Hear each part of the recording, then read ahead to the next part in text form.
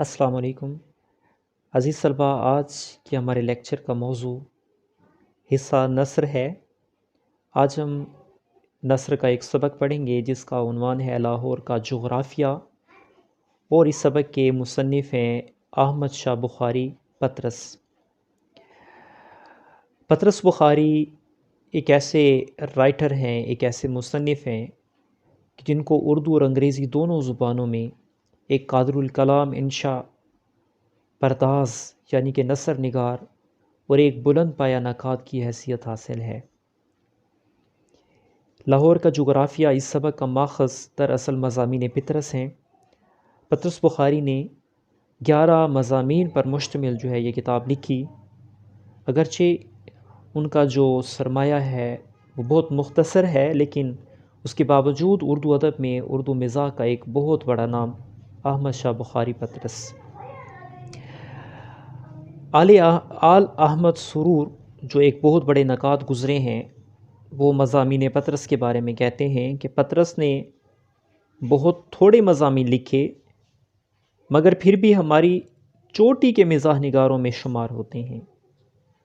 تو یہ جو ان کا ماخذ جو اصل کتاب ہے مضامین پطرس، اس میں 11 کے 11 مضامین کیا ہیں؟ مزاح پر مشتمل ہیں۔ تو اسی میں سے ایک مضمون ہے وہ ہمارے نصاب کا حصہ کہ لاہور کا جغرافیہ۔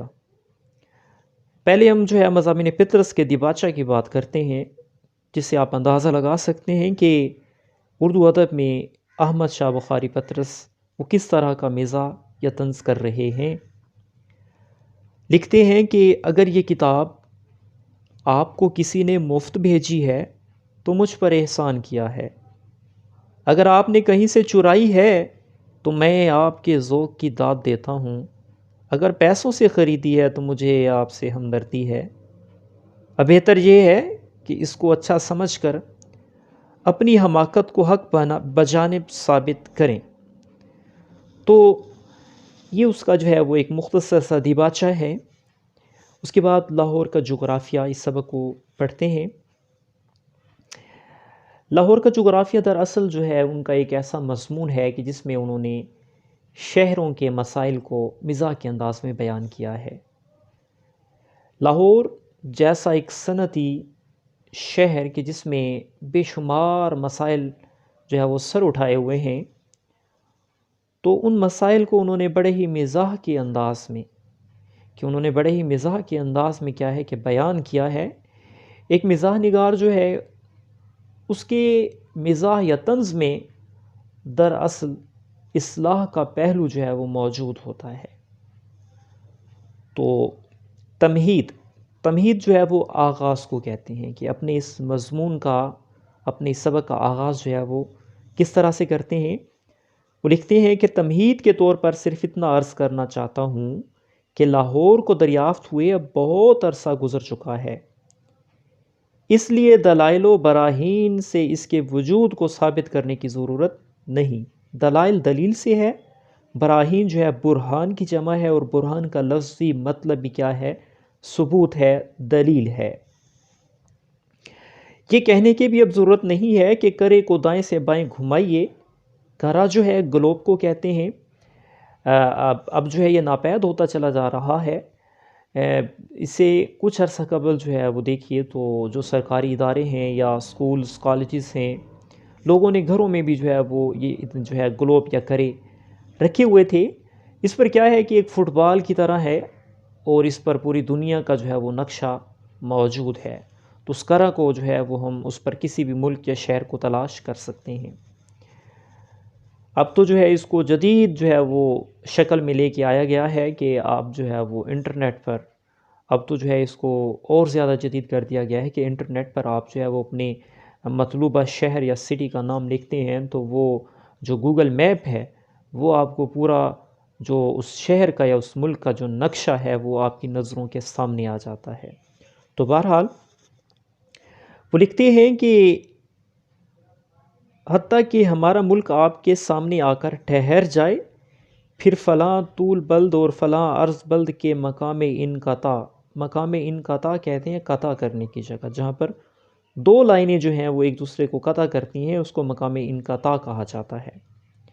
اس سے پہلے جو ہے طول بلد اور عرض بلد کا جو ہے انہوں نے ذکر کیا ہے، تو یہ اس قرآ پر یا اس نقشہ پر کیا ہے کہ عمودی جو ہے وہ فرضی لائنیں ہوتی ہیں، ٹھیک ہے، متوازی اور عمودی جو ہے وہ لائنیں ہیں۔ تو اس کے بعد وہ کہتا ہے کہ جہاں یہ نام کرے پر مرقوم رقم ہو، لکھا ہوا ہو، وہی لاہور کا محل وقوع ہے۔ اس ساری تحقیقات کو مختصر مگر جامع الفاظ میں بزرگ یوں بیان کرتے ہیں کہ لاہور لاہور ہی ہے۔ اگر آپ کو اس پتے سے لاہور نہیں مل سکتا تو آپ کی تعلیم ناقص اور آپ کی ذہانت فاتر ہے۔ وہ کہتے ہیں کہ لاہور کو اگر آپ نے تلاش کرنا ہے تو کرے کو دائیں سے بائیں گھمائیے، پھر جو ہے وہ کہتے ہیں کہ جو مقام انقطاع ہے، طول برس اور عرض بلد کا جو مقام انقطاع ہے، وہاں پر آپ کوشش کیجئے کہ لاہور کو تلاش کیجئے۔ وہ کہتے ہیں اس کے علاوہ جو ہے ایک مختصر بڑا جامع جو ہے وہ لاہور کو جو ہے اس کے تعارف کے لیے ایک جملہ بولا گیا ہے کہ لاہور لاہور ہی ہے۔ اگر اس پتے سے بھی آپ کو لاہور نہیں ملتا تو پھر کیا ہے کہ آپ کی تعلیم اور آپ کی ذہانت کیا ہے، فاتر ہے۔ اس کے بعد وہ محل وقوع کا ذکر کرتے ہیں کہ البتہ دو غلط فہمیاں ضرور رفع کرنا چاہتا ہوں، دور کرنا چاہتا ہوں کہ لاہور پنجاب میں واقع ہے، لیکن پنجاب اب پنج آب نہیں رہا۔ پنج سے مراد پانچ ہے، آپ سے مراد دریا ہے، کہ 5 دریاؤں کی سرزمین جس کو پنجاب کہا جاتا، تو وہ کہتے ہیں کہ اب اس میں 5 دریا نہیں رہے۔ اس 5 دریاؤں کی سرزمین میں اب صرف 4.5 دریا بہتے ہیں۔ جو نصف دریا ہے تو اب بہنے کے قابل نہیں رہا۔ اصطلاح میں اس کو راوی ضعیف کہتے ہیں۔ ملنے کا پتہ یہ ہے کہ شہر کے قریب 2 پل بنے ہوئے ہیں، ان کے نیچے ریت میں یہ دریا لیٹا رہتا ہے۔ بہنے کا شغل سے مراد مشغلہ ہے، عرصہ سے بند ہے، اس لیے یہ بتانا بھی مشکل ہے کہ شہر دریا کے دائیں کنارے پر واقع ہے یا بائیں کنارے پر۔ تو اس پیراگراف میں، اس مختصر سے پیراگراف کو آپ نے سب سے پہلے تو نشان لگانا ہے کہ سیاق و سباق کے حوالے سے ایک اہم پیراگراف ہے۔ تو اس پیراگراف میں دراصل انہوں نے جو ہمارے آبی مسائل ہیں اس کی طرف اشارہ کیا ہے۔ عالمی ماہرین کہتے ہیں کہ آنے والے وقتوں میں جو ملکوں اور قوموں کے درمیان جنگیں ہونی ہیں وہ صرف اور صرف کیا ہے، پانی کے حصول کی خاطر۔ اور ہم جانتے ہیں کہ پاکستان میں جو پانی کے مسائل ہیں وہ سنگین سے سنگین تر ہوتے جا رہے ہیں۔ اگر ہم نے جو ہے وہ پانی کو سٹور نہ کیا، ذخیرہ نہ کیا، تو ہم قحط سالی کا بھی شکار ہو سکتے ہیں۔ تو پنجاب میں پہلے 5 دریا بہتے تھے، لیکن اب جو ہے وہ ہمارے دریا سوکھتے چلے جا رہے ہیں۔ راوی ضعیف کی بات ہے تو ہم نے دریائے راوی سے مزید نہریں نکالیں، یا جو شہری گندگی ہے اس کو دریاؤں کے سپرد کر دیا، تو اس کی وجہ سے کیا ہے کہ دریا جو ہیں وہ سوکھتے چلے جا رہے ہیں۔ تو یہاں بظاہر انہوں نے مزاح کا انداز اپنایا ہے، لیکن ہمارے ملک کا ایک سنگین مسئلہ جو ہے اس کی طرف انہوں نے اشارہ کیا ہے۔ اس کے بعد وہ کہتے ہیں کہ لاہور تک پہنچنے کے کئی راستے ہیں، لیکن 2 ان میں سے بہت مشہور ہیں۔ ایک پشاور سے آتا ہے اور دوسرا دلی سے۔ وسطی ایشیا کے حملہ آور پشاور کے راستے اور یوپی کے حملہ آور دہلی کے راستے وارد ہوتے ہیں، نازل ہوتے ہیں یا داخل ہوتے ہیں۔ وسطی ایشیا کا ذکر آیا ہے۔ وسطی ایشیا سے مراد مڈل ایسٹ جو ہے وہ کنٹریز ہیں، جن کو آئل پروڈیوسنگ کنٹریز بھی کہا جاتا ہے، جس میں ایران ہے، کویت ہے، اس کے ساتھ عراق ہے، اور بھی بے شمار جو ہے اس میں ممالک شامل ہیں۔ وہ کہتے ہیں کہ اول ذکر، جن کا ذکر پہلے آیا ہے اس کو ہم کیا کہتے ہیں، اہل سیف کہتے ہیں، کہ یہ جنگجو تھے جو وسطی ایشیا کے راستے سے آئے تھے، جو پشاور کے راستے سے آئے ہیں ان کو اہل سیف کہا جاتا ہے، اور یہ لوگ غزنوی یا غوری تخلص کرتے ہیں۔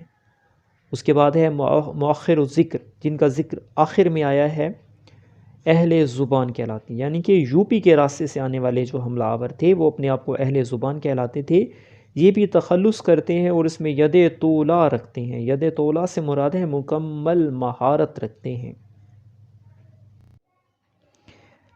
اس کے بعد مزید پیراگراف دیکھیے کہ حدود اربع کہتے ہیں کہ کسی زمانے میں لاہور کا حدود اربع بھی ہوا کرتا تھا، لیکن طلبہ کی سہولت کے لیے میونسپلٹی نے اسے منسوخ کر دیا ہے۔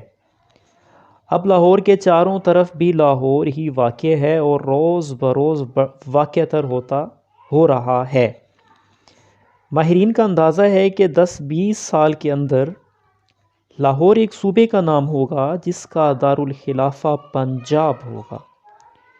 یوں سمجھیے کہ لاہور ایک جسم ہے جس کے ہر حصے پر ورم نمودار ہے، لیکن ہر ورم مواد فاسد سے بھرا ہے۔ گویا یہ توسیع ایک عارضہ ہے جو اس کے جسم کو لاحق ہے۔ وہ کہتے ہیں کہ ایک زمانہ تھا کہ جب لاہور کی باؤنڈری یا حدود اربع تھا، لیکن وقت گزرنے کے ساتھ ساتھ یہ شہر پھیلتا ہی چلا جا رہا ہے۔ اس کی وجہ کیا ہے؟ اس نے یہاں پر طلباء کا ذکر کیا ہے کہ پاکستان بھر سے بلکہ بیرون ممالک سے بھی جو ہے وہ طلباء تعلیم کے حصول کی خاطر لاہور کا رخ کرتے ہیں، اور اس کے بعد جو ہے وہ آبادی پھیلتی ہی چلی جا رہی ہے۔ اب کیا ہے کہ لاہور پنجاب کا دارالخلافہ ہے، لیکن انہوں نے مزاح کے انداز میں لکھا ہے کہ ایک وقت آنے والا ہے 10 سے 20 سال کے بعد کہ لاہور جو ہے وہ ایک صوبہ بن جائے گا اور پنجاب کیا ہے کہ اس کا دارالحکومت ہوگا۔ تو یہاں پر دراصل انہوں نے آبادی کے بڑھتے ہوئے جو مسائل ہیں اس کی طرف اشارہ کیا ہے کہ کسی بھی ملک میں جب آبادی اور اس ملک کے جو وسائل ہیں اس میں ایک توازن رہتا ہے تو وہ ملک کیا ہے کہ مشکلات سے دور رہتا ہے، لیکن جب آبادی بڑھتی ہی چلی جاتی ہے اور اس کے جو وسائل ہیں وہ گھٹنا شروع ہو جاتے ہیں یا محدود وسائل رہ جاتے ہیں، تو پھر اس کے بعد اس ملک میں کیا ہے کہ مسائل جو ہے وہ سر اٹھانے لگتے ہیں، تو وہ ملک یا معاشرہ کیا ہے مسائل کا شکار ہو جاتا ہے۔ تو وہ یہاں پر یہی کہہ رہے ہیں کہ لاہور جیسا بڑا شہر ہے اس میں سہولیات جو ہے نہ ہونے کے برابر ہیں۔ اس کی وجہ یہی ہے کہ اس میں آبادی اور وسائل کا تناسب باقی نہیں رہا۔ اس کے بعد آب و ہوا کے عنوان سے ہیڈنگ ہے کہ پاکستان کی آب و ہوا کے متعلق طرح طرح کی روایات مشہور ہیں جو قریباً سب کی سب غلط ہیں۔ حقیقت یہ ہے کہ لاہور کے باشندوں نے حال ہی میں یہ خواہش ظاہر کی ہے کہ اور شہروں کی طرح ہمیں بھی آب و ہوا دی جائے۔ میونسپلٹی بڑی بحث و تمہیز کے بعد اس نتیجے پر پہنچی ہے کہ ترقی کے اس دور میں جب دنیا میں کئی ممالک ہوم رول خود مختار جو ہے وہ حکومت کا مطالبہ کر رہے ہیں اور لوگوں میں بیداری کے آثار پیدا ہو رہے ہیں، تو اہل لاہور کی یہ خواہش ناجائز نہیں بلکہ ہمدردانہ غور و خوض کی مستحق ہے۔ لیکن بدقسمتی سے کمیٹی کے پاس ہوا کی قلت تھی، اس لیے لوگوں کو ہدایت کی گئی ہے کہ مفاد عامہ کے پیش نظر، مفاد فائدہ سے مراد ہے، اس سے مراد فائدہ ہے، اور عامہ سے مراد عام لوگوں کے لیے جو فائدہ ہے، کہ پیش نظر اہل شہر ہوا کا بے جا استعمال نہ کریں بلکہ جہاں تک ہو سکے کفایت شعاری سے کام لیں۔ چنانچہ اب لاہور میں عام ضروریات کے لیے ہوا کی بجائے گرد اور خاص حالات میں دھواں استعمال کیا جاتا ہے۔ کمیٹی نے جا بجا دھوئیں اور گرد کے مہیا کرنے کے مرکز کھول دیے ہیں جہاں یہ مرکبات مفت تقسیم کیے جاتے ہیں۔ امید کی جاتی ہے کہ اس سے نہایت تسلی بخش نتائج برآمد ہوں گے۔ تو ان دو پیراگراف میں ہم دیکھ سکتے ہیں کہ احمد شاہ بخاری پطرس نے جو آب و ہوا کے مسائل ہیں اس کی طرف اشارہ کیا ہے کہ لاہور جس کو صنعتی شہر کہا جاتا ہے، ایک وقت تھا کہ اس میں جو ہے قدرتی ماحول موجود تھا، میسر تھا، لیکن مال روڈ کی توسیع کے لیے جو ہے وہ درختوں کو کاٹ دیا گیا۔ اس کے بعد جو ہے وہ فلک پوش عمارتیں کھڑی کر دی گئیں، پھر وہاں پر صنعتیں قائم کی گئیں۔ اس کی وجہ سے کیا ہے کہ ایک گنجان آباد شہر ہے جس میں ٹریفک کے جو مسائل ہیں، ٹریفک کی جو آلودگی ہے، اس کے بعد جو فیکٹریوں سے نکلنے والا دھواں اور فاسد مواد ہے، تو یہ ساری چیزیں جو ہے انہوں نے جو نیچرل یا قدرتی آب و ہوا تھی اس کو بہت حد تک متاثر کیا ہے۔ وہاں پر لوگ جو ہے وہ سانس کی بیماری میں مبتلا ہونا شروع ہو گئے، اور جو جدید سروے ہے اس کے مطابق کیا ہے کہ دنیا کا دوسرا یا تیسرا جو ہے وہ آلودہ ترین شہر جو ہے وہ لاہور تصور کیا جاتا ہے۔ تو اس کی وجوہات یہی ہیں کہ ہم نے نیچر کو ختم کر دیا ہے، اور ہم نے جو ہے اس شہر کو آلودگی سے بھر دیا ہے، جس کی وجہ سے جو فریش یا تازہ آب و ہوا ہے اس کی قلت ہے، اس کی کمی ہے۔ تو لوگوں نے کیا کیا ہے کہ احتجاج کیا ہے کہ اور شہروں کی طرح ہمیں بھی جو ہے وہ آب و ہوا میسر کی جائے۔ تو کمپنی نے، میونسپیلٹی نے جو ہے اس کا کیا جو ہے وہ علاج یا نتیجہ اخذ کیا ہے کہ انہوں نے مزید جو ہے وہ کیا ہے کہ فیکٹریاں قائم کر دی ہیں، جس سے کیا ہے کہ ہمیں گرد و غبار ہی سانس لینے کے لیے میسر ہے۔ تو آج کے یہ پیراگراف ہے، انشاءاللہ اس کے بعد کل کے لیکچرز میں ہم باقی کے سبق کو پڑھیں گے۔